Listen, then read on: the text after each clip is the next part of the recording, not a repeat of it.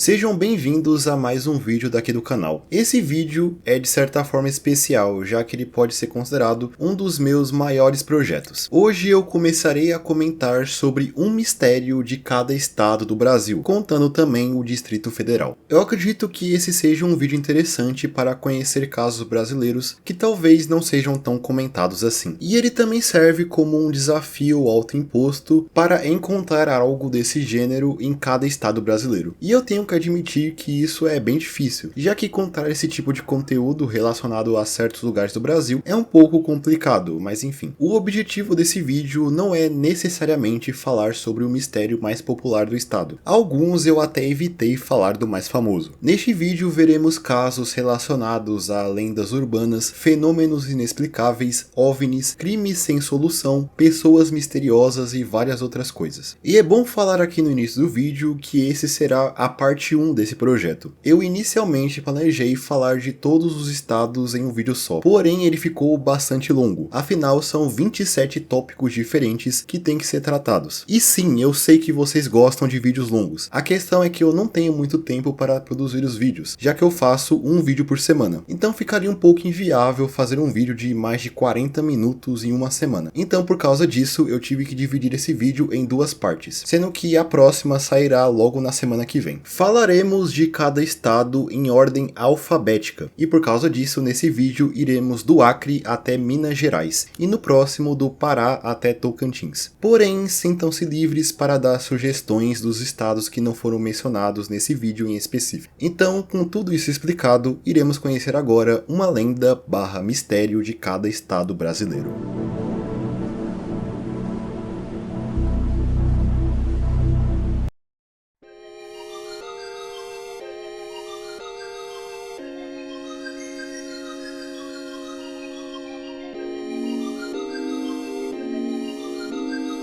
Em 2013, é dito que membros da tribo indígena Axaninca teriam avistado objetos voadores não identificados sobrevoando por suas terras, próximas à fronteira com o Peru no estado do Acre, localizado principalmente no município de Feijó. É dito que supostos OVNIs teriam atacado as aldeias desse povo entre 2013 e 2014, havendo até o relato que diz que um dos habitantes locais teria sido atacado por um desses OVNIs, sendo eletrocutado por um feixe de luz. Outros membros da tribo teriam revidado atirando no objeto voador, que parece não ter tido nenhum efeito, também tendo outros casos de ataques parecidos. Esses OVNIs eram descritos por eles como uma luz muito forte e esverdeada, que se movia rapidamente, aparecendo sempre mais ou menos às 1h30 da manhã e ficando acima das suas cabeças até às 2 da manhã, havendo a suspeita inicial de ser algum tipo de drone. Eles, assustados, até acionaram a FUNAI, que envolveu a polícia no caso, mas nada foi encontrado.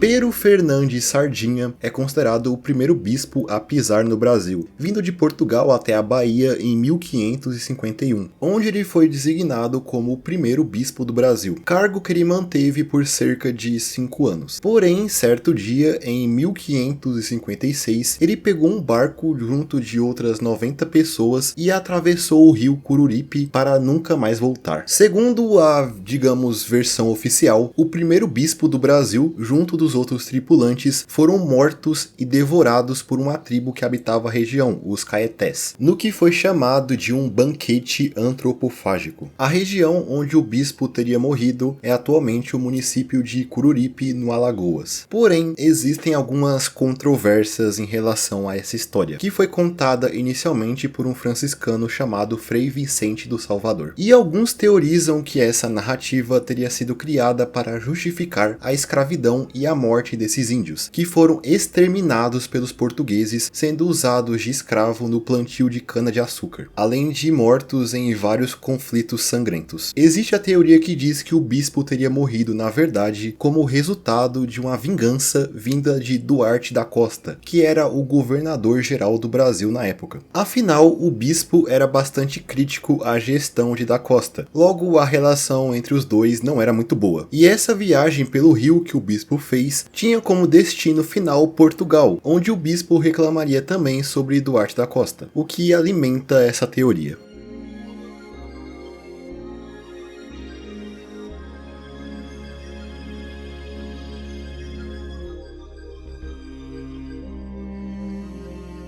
A Stonehenge, localizada na Grã-Bretanha, é um dos monumentos antigos mais misteriosos do mundo. E existe um monumento bem parecido localizado na Amazônia, referido popularmente como a Stonehenge da Amazônia. Esse é um sítio arqueológico localizado no atual Amapá. Segundo pesquisas, esse conjunto de grandes pedras fincadas no chão foram construídos por povos pré-colombianos possivelmente há mais de 1000 anos atrás, sendo teorizado que o seu objetivo era auxiliar na observação astronômica, servindo como uma espécie de calendário, sendo possivelmente também usado como um centro para ser feitos rituais religiosos, assim como a sua estrutura irmã lá do Reino Unido. Isso dado a algumas urnas funerárias encontradas no solo do local. Se acredita que as pedras foram levantadas pelo povo Arawak, ancestrais do povo Palicur, que habita atualmente o norte do Amapá. Porém, não se sabe ao certo como eles construíram essas estruturas,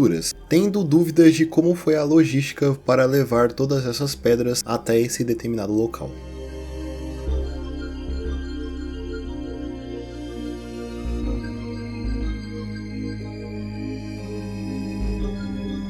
Existem muitas cidades fantasmas por aí no mundo, cidades que alguma vez já foram habitadas, mas hoje estão completamente desertas, ou quase completamente desertas. Uma delas está localizada no estado do Amazonas, e se chama Velho Airão. Velho Airão foi uma cidade fundada próximo às margens do Rio Negro, lá em 1694, ou seja, essa vila é mais velha do que a própria capital amazonense, sendo um dos berços da colonização da região. Velho Airão sempre foi uma localidade importante às margens do Rio Negro, porém a partir do final do século XIX, com o início do ciclo da borracha, muitos migraram para a cidade a fim de trabalhar na extração de látex e na comercialização de borracha, que levava muito fluxo monetário para a região, dado a crescente demanda por borracha, muito importante nas crescentes indústrias que surgiam na Europa. Porém, o primeiro ciclo da borracha se encerrou em 1912, tendo um breve ressurgimento durante a Segunda Guerra Mundial. Logo devido ao fim dessa demanda, muitas cidades que dependiam do ciclo foram gravemente afetadas, tendo algumas que até faliram,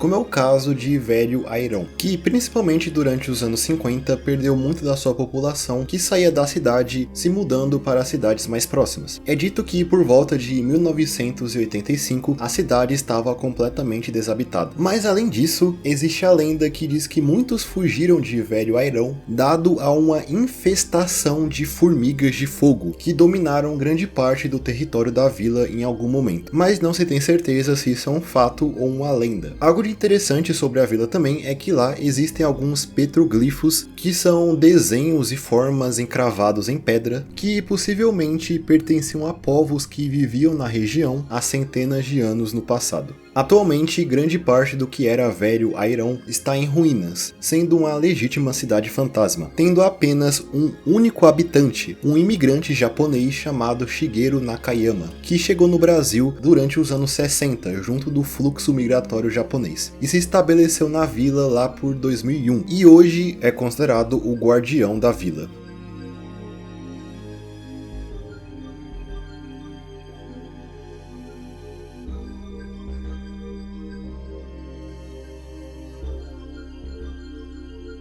O manuscrito 512 é, pelo que ficou conhecido, um dos documentos mais enigmáticos da história do país. Escrito em 1753 por um bandeirante chamado Moribeca, o manuscrito descreve uma suposta cidade perdida que teria sido encontrada em algum lugar do atual estado da Bahia. O manuscrito 512 está atualmente guardado na Biblioteca Nacional. No manuscrito é descrito o encontro de ruínas que podiam pertencer a alguma civilização desconhecida desconhecida que teria habitado a região possivelmente muito tempo antes da chegada dos europeus às Américas. Nas ruínas existia até uma grande estátua que apontava para o norte usando uma coroa de louros. Lá é também descrito que eles haviam encontrado uma moeda de ouro que estampava um homem ajoelhado em uma das faces e na outra face uma coroa junto de um arco e flecha. Esse manuscrito inspirou diversas buscas por cidades perdidas dentro do território brasileiro, mas nenhuma como a descrita jamais foi encontrada.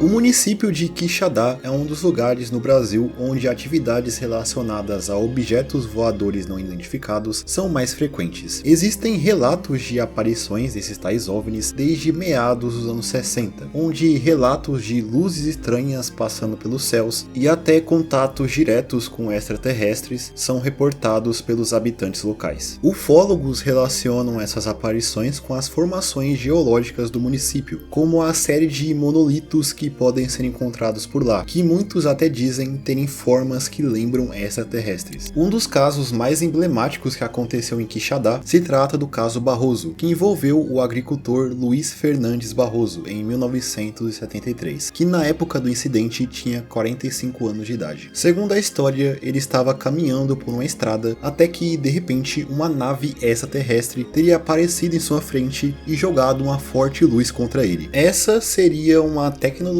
alienígena que teria o abduzido. Barroso foi encontrado algum tempo depois desacordado por um vaqueiro da estrada. É dito que após o caso, sua pele ficou avermelhada e ele apresentou uma regressão mental. O seu filho, chamado Francisco Barroso, teria até relatado que o seu pai parecia ter voltado a ter 1 ano de idade. Ele veio a falecer pouco tempo depois. A sua história inspirou o filme Área Q, lançado em 2012.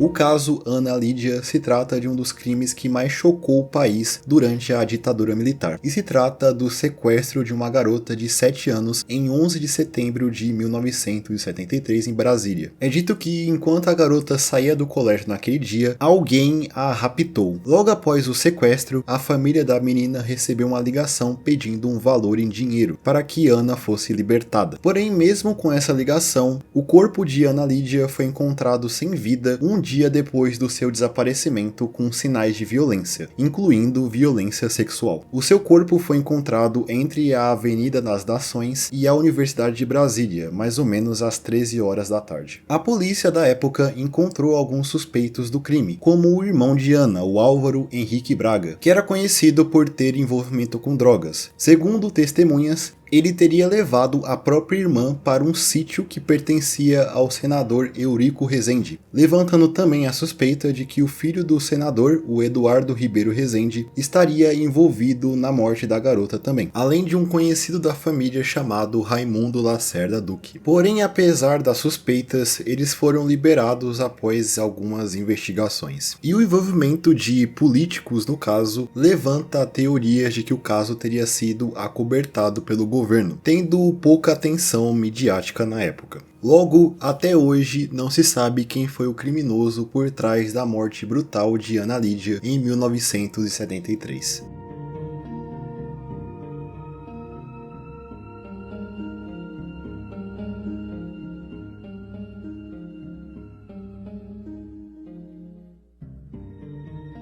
Clarinha é o nome pelo que ficou conhecida uma mulher não identificada que sofreu um atropelamento em 12 de junho de 2000 no centro de Vitória, Espírito Santo. A mulher foi socorrida e internada em um hospital local. A questão é que ela não possuía nenhum tipo de identificação, como um documento, por exemplo. E como ela estava em coma graças ao acidente, não era possível saber quem realmente ela era. Clarinha então ficou anos internada no hospital, com a sua identidade sendo um completo mistério. Em 2016, porém, o Fantástico fez uma matéria contando seu caso e a busca pela sua identidade. Graças a essa matéria, cerca de 100 famílias buscaram o hospital, acreditando que Clarinha era uma membra da família que estava desaparecida. Destes 100 casos, 22 pareciam promissores, porém, após alguns testes de DNA, nenhum deles apresentou compatibilidade. Em 2021, surgiu até uma hipótese que ligava o caso Clarinha a uma bebê desaparecida em 1976 em Guarapari, chamada Cecília São José de Faria, que teria a mesma idade hoje em dia que se acredita que Clarinha também tinha. Porém, foi confirmado que os dois casos não estavam ligados. Clarinha veio a falecer em 14 de fevereiro de 2024, possivelmente aos 47 anos, após ficar 24 anos em coma no hospital. Até hoje, infelizmente, sua identidade é desconhecida.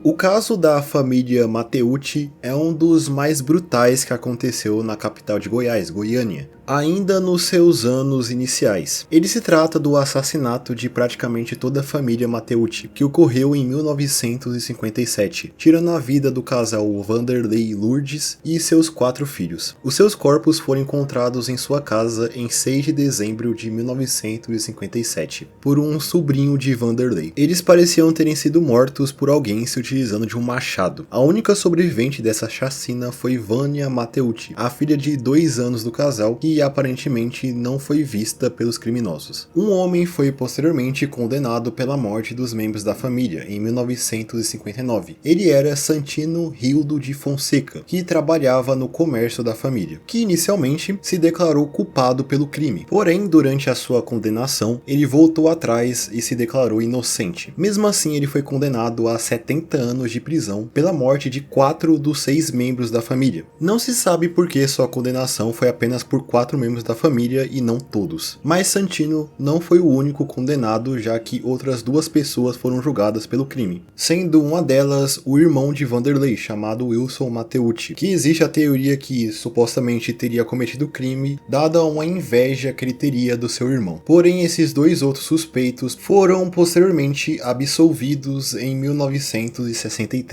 O fato é que não se tem certeza de que realmente cometeu esse crime, sendo que se teoriza que pelo menos 4 pessoas teriam invadido a casa dos Mateucci naquela madrugada.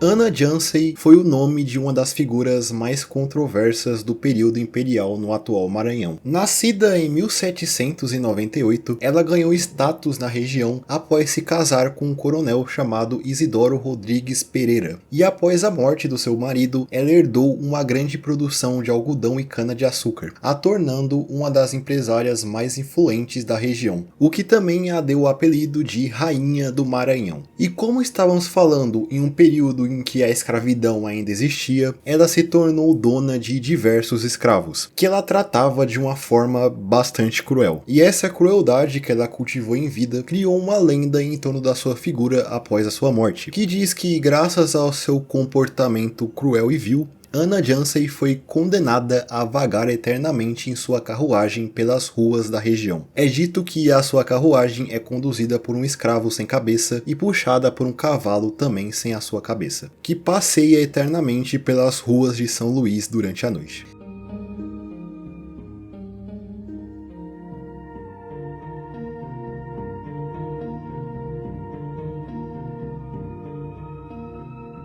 Em 1925, o britânico Percy Fawcett veio até o Brasil junto de seu filho, buscando uma cidade perdida que supostamente existia em algum lugar do país, que ele chamava apenas de Z. A sua busca foi influenciada por diversas lendas e registros que contavam sobre cidades perdidas na Amazônia, incluindo o anteriormente mencionado manuscrito 512. A sua primeira expedição, na verdade, ocorreu em 1920, porém ele voltou dela sem ter encontrado a tal cidade perdida. Já na sua segunda expedição, em 1925, ele, seu filho e um amigo chamado Rayleigh Rimel adentraram a densa selva do atual estado do Mato Grosso para nunca mais voltar. Até hoje, não se sabe o que aconteceu com o grupo de Fawcett, já que os seus restos mortais ou qualquer pista do seu paradeiro nunca foram encontrados, havendo teorias que dizem que eles teriam sido mortos por povos que habitavam a região ou por animais selvagens. Porém, ossadas que supostamente pertenciam a Fawcett até foram encontradas. Ossadas essas descobertas em 1952 pelos irmãos Vilas Boas, após relatos de um explorador inglês que foi morto na região, dado pelos índios Calapalos. Essa ossada foi testada tanto no Brasil quanto na Inglaterra, mas nenhum resultado satisfatório foi tirado, fazendo com que o destino da sua última exploração ainda seja considerado um mistério.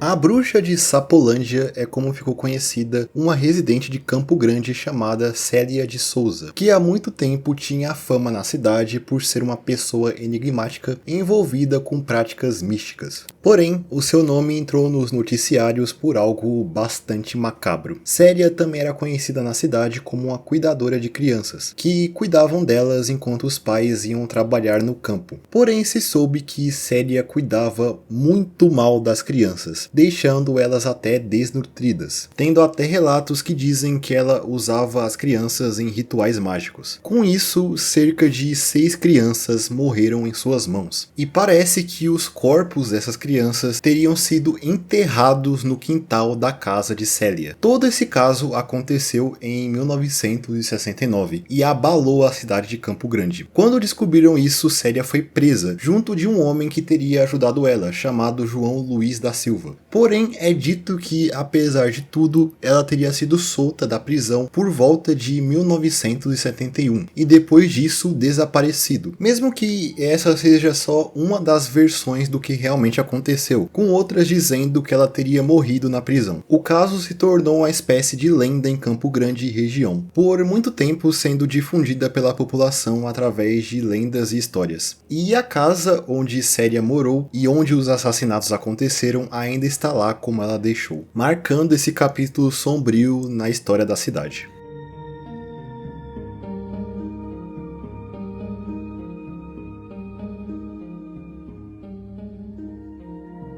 São Tomé das Letras é considerado uma das cidades, se não a cidade mais mística do Brasil, dado as várias histórias e costumes relacionados ao sobrenatural que tem palco na cidade, indo desde a história da criação da cidade até o roteiro turístico atual dela. E um desses casos se trata da figura misteriosa de Chico Taquara. Chico Taquara é o nome de um homem que apareceu repentinamente na cidade de São Tomé das Letras em algum momento durante o século XIX. Segundo as histórias contadas pelos habitantes de São Tomé, Chico Taquara seria um homem de aparência mais velha que possuía uma grande barba branca e tratava seus longos cabelos se utilizando de mel, que, segundo ele, teria nascido por volta de 1840. Existem diversas histórias extraordinárias contadas sobre esse homem. É dito que ele morava em cavernas próximas a São Tomé das Letras, sem uma residência fixa, e tinha a estranha capacidade de conversar com animais. É dito que ele tinha uma conexão tão profunda com os animais que pássaros pousavam em seus ombros quando eles o chamavam.